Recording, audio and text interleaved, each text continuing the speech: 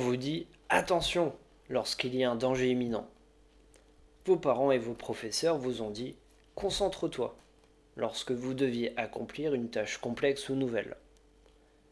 Entre se concentrer et être attentif, quelle est la différence finalement?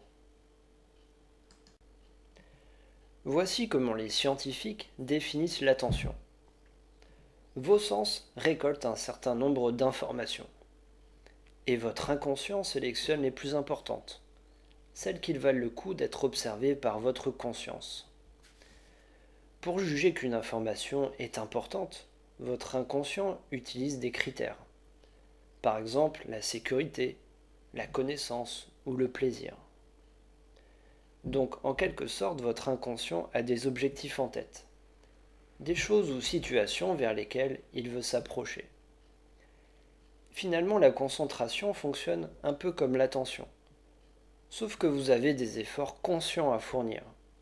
Vous n'avez pas besoin de volonté pour freiner afin de ne pas écraser un piéton. Vous le faites automatiquement et ça ne dure pas longtemps.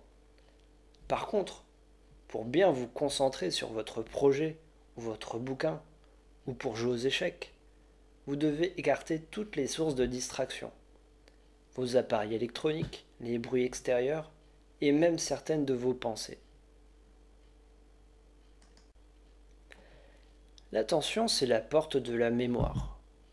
C'est la première étape du processus de mémorisation. C'est ce qui en fournit la matière première. Vous retenez les choses qui frappent votre attention. D'ailleurs, plus l'intensité de ce choc est importante, plus il y a de chances pour que le souvenir qui en résulte soit profondément gravé en vous. Si l'attention est la porte de la mémoire, alors la concentration, c'est une sorte de vigile. À la manière des videurs de discothèque, la concentration sélectionne ce qui doit entrer et sortir de votre monde intérieur. Se concentrer, c'est être attentif pendant un certain temps vers un objectif. C'est comme choisir un chemin et tenir le cap sur la durée. Vous rencontrerez sûrement d'autres chemins qui peuvent vous retarder ou vous emmener vers d'autres caps plus ou moins proches de votre objectif. Si vous restez concentré, vous choisissez de ne pas prendre ces chemins parasites ou alternatifs. Vous choisissez de persister sur le chemin initial et d'aller jusqu'au bout. Et là, vous allez me dire que les chemins alternatifs peuvent avoir du bon. Et vous avez raison. Je n'ai pas dit qu'il fallait absolument rester concentré tout le temps. Mon but ici, c'est de vous expliquer ce qu'est la concentration. Alors effectivement, parfois il est bon de se disperser un peu afin de choisir un meilleur chemin, ou même un meilleur objectif. Mais ça, c'est un autre sujet. Sur des durées prolongées qui dépassent la journée, les mois, voire l'année en cours, pour monter une entreprise par exemple, ou écrire un livre, la concentration se transforme en détermination. Mais ça, c'est un autre sujet. Vous concentrer revient donc à orienter consciemment votre attention vers un objectif pendant une période donnée. Et l'attention, c'est une sorte de concentration.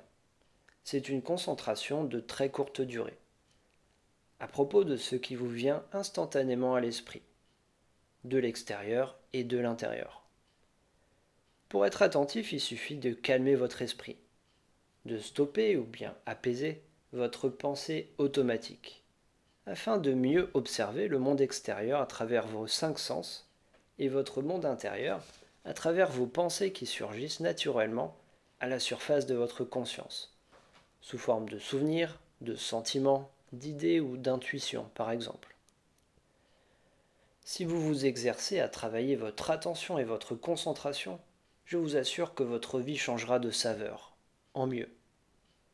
Vous serez davantage ouvert ou ouverte au monde, celui qui est à l'intérieur de vous et celui qui est tout autour de vous. Il vous sera plus facile de choisir et d'atteindre vos objectifs. En fait, cela impactera à peu près tous les domaines de votre vie. Prochainement, je vais essayer de réaliser une vidéo sur comment améliorer son attention et sa concentration. Car c'est pour moi quelque chose de fondamental pour passer à un niveau supérieur dans sa vie et évoluer vers quelque chose de meilleur. D'ici là, essayez quotidiennement de calmer votre esprit, d'être davantage ancré dans le présent. Essayez par exemple d'accomplir des tâches de courte durée en étant le plus concentré possible. Ou bien de tenir par exemple 5 minutes sans être dans la pensée compulsive, mais plutôt en observant ce qu'il y a autour de vous et ce que votre monde intérieur vous envoie comme message. Faites le test pendant une semaine ou un mois et constatez les bienfaits. Vous ne serez pas déçu du voyage, vous verrez.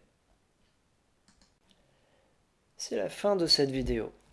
Ma mission, mon but ici, c'est de vous aider à mieux vous connaître, avancer dans votre vie, évoluer et en faire bénéficier le monde. J'espère que cette vidéo pourra y contribuer. Et je vous dis à dans 10 jours pour une prochaine. Ciao!